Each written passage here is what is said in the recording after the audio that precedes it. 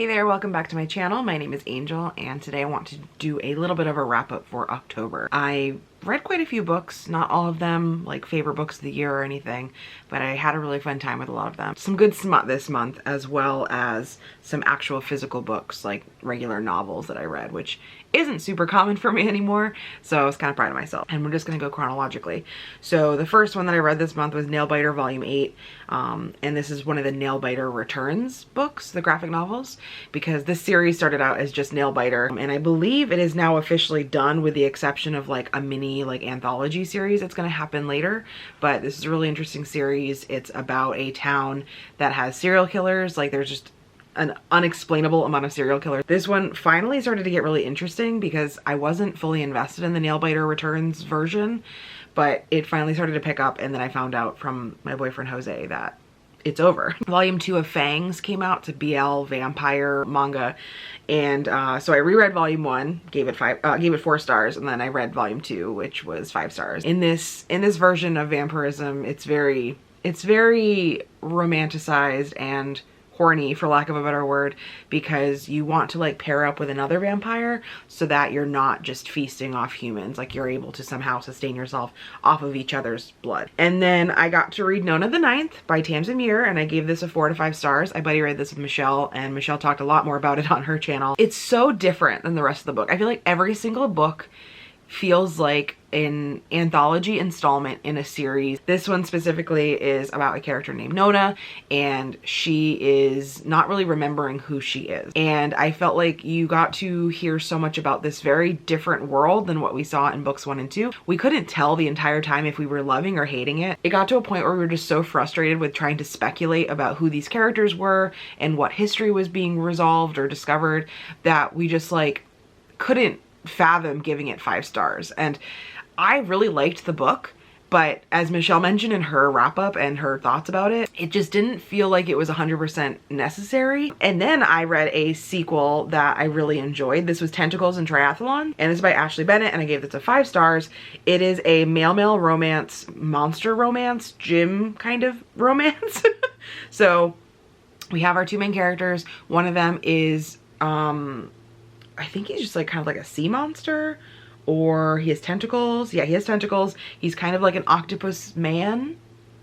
He has tentacles, I believe, instead of legs and arms, and so he walks around like that. And then we have our other male main character, who is just a man. He's a normal man, and the human main character is training for a triathlon, and the part that they really suck at is the swimming part, and so that's kind of how they get bonded. I just thought it was really fun. I really like the gym setting, which is something that I discovered at the beginning of the year with Gym Bunny, even though I haven't been to the gym in several years. And then for shits and giggles, I read Railed by the Easter Bunny by Dahlia Davies. I only gave this one a 3 to 5 stars, and what happens is there's this very fantastical world in which this girl, I think, is in an abusive relationship, and then calls upon Mother Nature, or like something along those lines, like a physical person that embodies Mother Nature, and is asking for her help to get her out of this relationship and save her.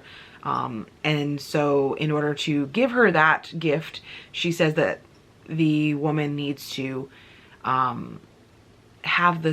her grandchild, and her son is the Easter Bunny. It's very convoluted, and he literally is like a bunny man. I don't remember the details, but it was kind of okay. Like there was some really dark scenes in it, like dark sexual scenes that were quite riveting, but it wasn't that great. And then I was super excited to start reading a little bit more of Catherine Moon and Lana Cole's series, the Sweetverse series, Sweet Omega Verse series, an alpha omega type romance series where there are humans. They're just like some slight anatomical differences. But this one I read was All Packed Up, and this is number 7 in the Sweet Omega Verse series. And this one is about a girl who was kind of bonded with a pack of alphas. She is an omega, and ran away because they were all very abusive. And now she's kind of found a very haphazard group of alphas that she's going to stay with And I think there's like a beta in there somewhere. It was very good. I gave this one a 4 out of 5 stars because there was a lot of like soft dom energy in this, and it was quite pleasant. I read Just Like Home by Sarah Gailey, and this one I gave a 4 out of 5 stars. It's about a woman who has to go back to her family home. When she was a child, her father gets arrested for being a serial killer and was killing people in their basement. And now she's going home because her mother is on her deathbed and she needs to kind of like put their affairs in order. I thought it was really good. It had some really interesting twists, and the darkness of it really reminded me of these books here. It had a very similar tone, and definitely interested to keep reading by this author. And then a little bit of a miss for me was Be Very Afraid of Kanako Inuki, and this is by Kanako Inuki. This is a horror manga short story collection, and very similar art style to Junji Ito. However, I wasn't as enthralled by some of these stories. I felt like they were kind of childish. I almost felt like while they were a little disturbing, this was almost like a teen middle school type book. Like, it just didn't quite hit home for me. It might also be because a lot of the characters in the story were children. So I was just like, this is weird. So I gave it a 3 out of 5 stars.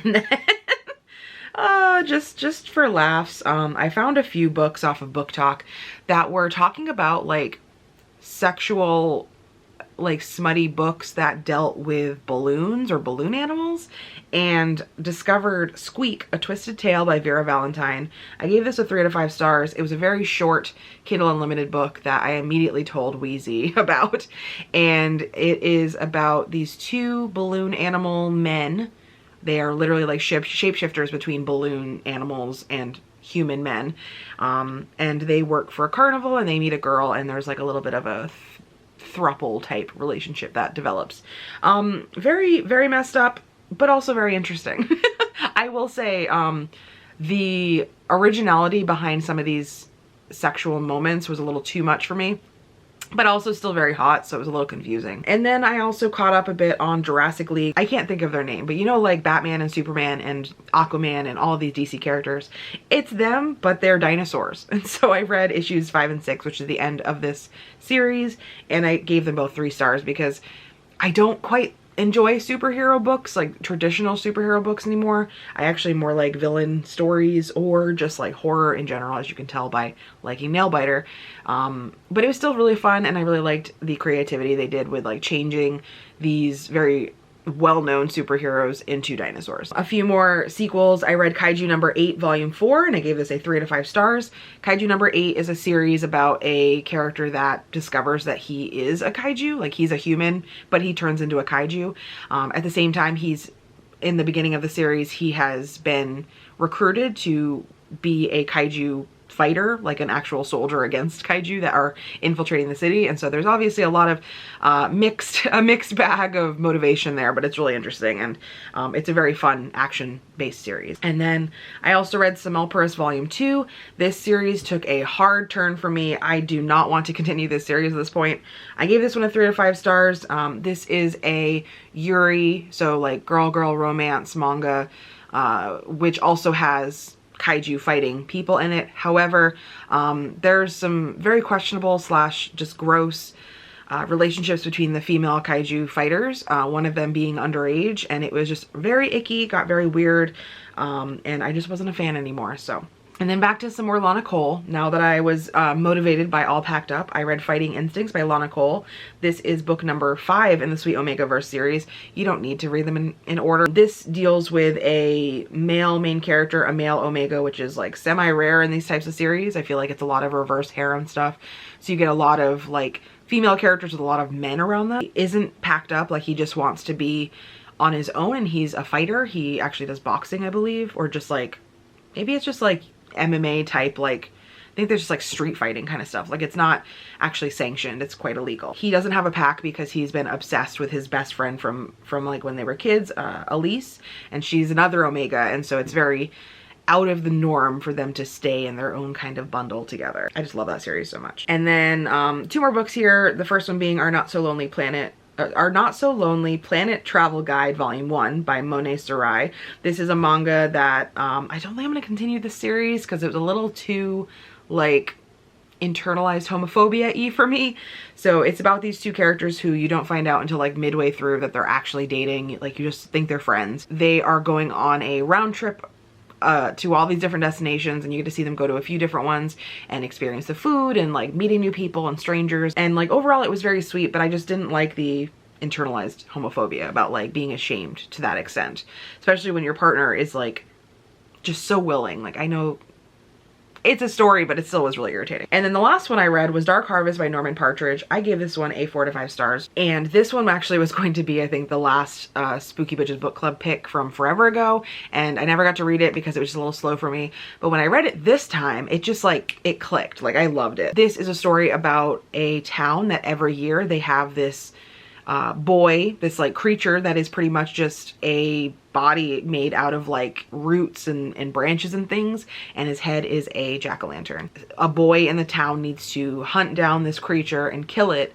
and then what happens is they get to basically leave town and they get money to go to school or go do something. But on top of that, there's a lot of other dark undertones, and you get to see like the history of the town and the history of how this more or less like urban legend type event happens. I'm very curious because I've started to see it a lot more at like Barnes & Noble and like more traditional bookstores, whereas I didn't last year. I'm curious to see if this will get turned into some type of movie or if it already has. That's it for last month. I don't think there was like a necessary favorite all month. I've read quite a few books this month already in November that might be like all-time, like favorite of the year type books, but we will film that at the end of December and see what's going on. Thank you so much for hanging around and watching this video. I put it off for a long time just because I wasn't feeling in the mood for reading, and I also need to really badly touch up my roots, which just might happen, not happen for a long time. Let me know in the comments what you read, or if you have any recommendations for me to pick up in these winter months, and hopefully I will see you next time. Bye.